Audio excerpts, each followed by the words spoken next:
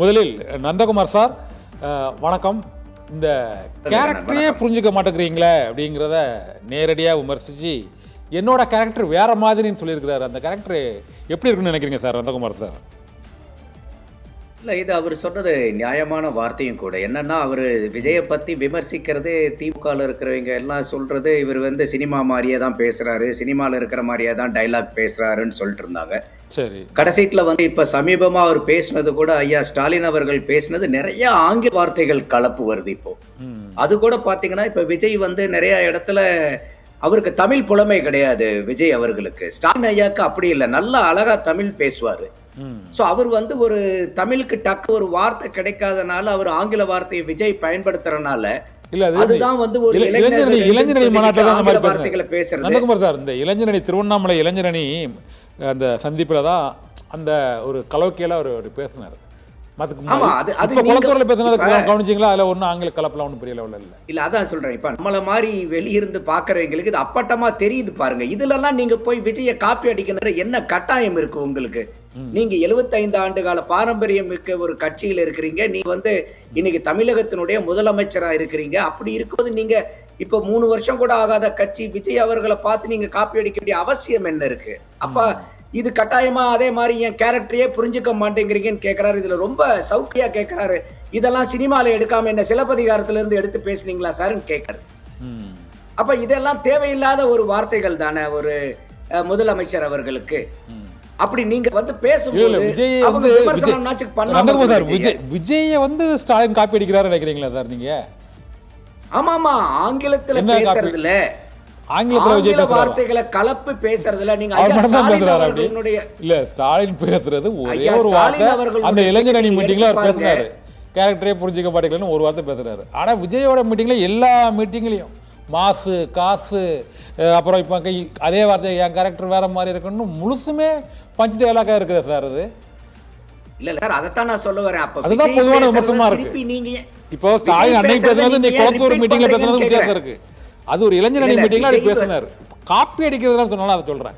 விஜயை பார்த்து யாரும் காப்பி அடிக்கிறாங்களா திமுகவில் அப்படிங்கிற நான் திருப்பி அதான் சொல்றேன். விஜய்க்கு தமிழ் புலமை கிடையாது, ஸ்டாலின் அவர்களுக்கு அந்த மாதிரி இல்ல. இன்னைக்கு அவர் பயன்படுத்தின ஐயா ஸ்டாலின் அவர்கள் பயன்படுத்தின ஆங்கில வார்த்தைகள் அனைத்துக்கும் அவருக்கு அருமையான தமிழ் வார்த்தைகள் சிறப்பா தெரியும்.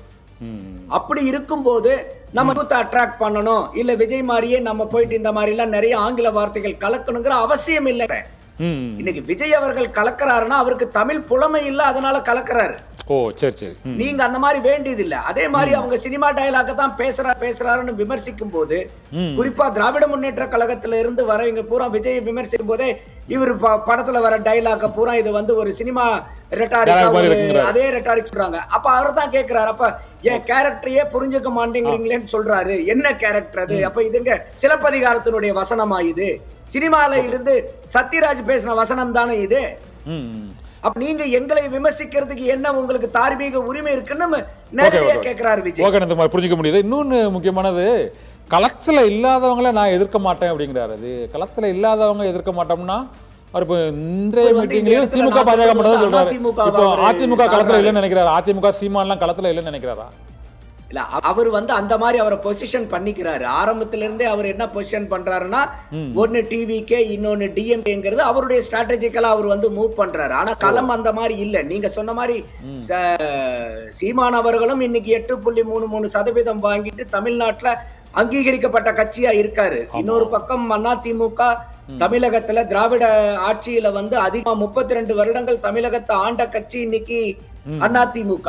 மத்தியில 11வது வருஷமா ஆண்டுகிட்டு இருக்கக்கூடிய பாரதிய ஜனதா தொடர்ந்து அவங்க 2 பேரும் சேர்ந்து ஒரு கூட்டணியில் இருக்கும் போது இவங்க திராவிட முன்னேற்ற கழகம் திருப்பி அவங்க வச்சுக்கிட்டு இருந்த குற்றச்சாட்டு என்னன்னா, ஏன் அவங்களை அதிமுகவை விமர்சிக்கவே மாட்டேங்கிறீங்க, எங்களையே ஏன் திட்டுறீங்க சார், கொஞ்சம் அவர் பக்கமும் பார்த்து திட்டுங்க சார் தான் நிறைய விமர்சனங்கள் வந்துட்டு இருந்துச்சு. ஆனா இப்ப அவர் என்ன பண்றாருன்னா, அதுக்கு பதில் கொடுக்குற மாதிரி அதிமுகவை வந்து அவர் நாங்க களத்திலேயே இல்லாத வந்து ஒரு கட்சியா பாக்குறோம்னு ஒரு ஸ்ட்ராட்டஜிக்கலா அவர் வந்து அதிமுகவை பாரதிய ஜனதா கூட்டணியை வந்து அவர் அண்டர்மைன் பண்றாரு. இது விஜயனுடைய ஸ்ட்ராட்டஜி. பொதுமக்கள்கிட்ட அது எப்படிங்கிறது பொதுமக்கள்கிட்ட பேசும்போது அது நமக்கு நல்லா தெரியும். ஆனா இது விஜய் எடுக்கக்கூடிய ஸ்ட்ராட்டஜி என்னன்னா, நமக்கும் உங்களுக்கு தான் சண்டை, நமக்கும் திமுகவுக்கும் தான் போட்டிங்கிறது ஆரம்பத்துல இருந்தே அவங்க அந்த ஸ்ட்ராட்டஜிக்கல் அப்ரோச்சில் எந்த டிவியேஷனும் இல்லாம வராங்க. அதனுடைய நீட்சியா தான் நான் வந்து இப்ப இன்னைக்கு அவர் அது அதிமுகவை ரொம்பவே அண்டர்மைன் பண்ணி பேசுறாரு. இது விஜய்க்கு வந்து நல்லதில்லை. ஏன்னா எந்த ஒரு இடத்துலயுமே அரசியல் கட்சிகளை யாருமே வந்து கட்சியுமே அண்டர்மைன் பண்ணக்கூடாது. ஓகே ஓகே இல்ல அண்டர்எஸ்டிமேட் பண்ணக்கூடாது. இன்னொன்னு சொல்றாரு, எம்ஜிஆரையும் அண்ணாவையும் நாங்க எடுத்துக்கிறோம், யாரும் கேட்க முடியாது சொல்லிவிட்டேன் அப்படிங்கிறாரு. அது மொத்தமா ஒரு எடுத்துக்கலாமா? அந்த வந்து கொஞ்ச நாளைக்கு முன்னாடி அம்மையார் பிரேமலதா விஜயகாந்த் கூட விஜயகாந்த் படத்தெல்லாம் யார் நீங்க பயன்படுத்தக்கூடாதுன்னு சொல்லும் போது அதுல எனக்கு உடன்பாடு இல்லை. ஏன்னா இன்னைக்கு அதிமுகவுக்கு பெருமை என்னன்னா, இன்னைக்கு நேத்து கட்சி ஆரம்பிச்சு 3 வருஷம் கூட முடிக்காத விஜய் கூட இன்னைக்கு அண்ணாவையும் எம்ஜிஆரையும் தூக்கி பிடிச்சு பேசுறாருன்னா அது அதிமுகவுக்கு கிடைச்ச பெருமை தான். அது சிறுமை இல்ல. மக்களா இருக்கிறீங்க பாப்பாங்க. இப்ப நீங்க விஜய் வர்றவர் கூட வந்து இன்னைக்கு அண்ணாவையும் எம்ஜிஆரையும் சொல்லி தான் நீங்க அரசியல் பண்ணணுமான்னு ஒரு மக்கள் கிட்ட வரும்போது, அப்ப அதிமுகவுடைய தலைவர்களை பேசிதான் நீங்க ஓட்டு வாங்கணுமாங்கிற பார்வையும் மக்கள்கிட்ட வரும்ல. அப்போ இது எந்த தலைவர்களையுமே வந்து யாரு வேணா பயன்படுத்தலாம், தப்பு இல்லை. அதுல எனக்கு அதுல எந்த மாற்று கருத்தும் இல்லை. ஏன்னா அவங்க எல்லாம் மக்களுக்கான தலைவர்கள். இப்ப அவர் இருக்கக்கூடிய தலைவர்களா இருந்தாருன்னா கண்டிப்பா அவங்க வந்து ஒரு இடம் சார்ந்தோ ஒரு கட்சி சார்ந்தோ இருப்பாங்க. ஆனா இவர்கள்லாம் முன்னாள் தலைவர்கள், மறைந்த தலைவர்கள் போது மறைந்த தலைவர்கள் எல்லாத்துக்குமே அவங்களுக்கு எல்லாத்துக்கும் பொதுவானவங்களா மாறிடுவாங்க. Okay sir.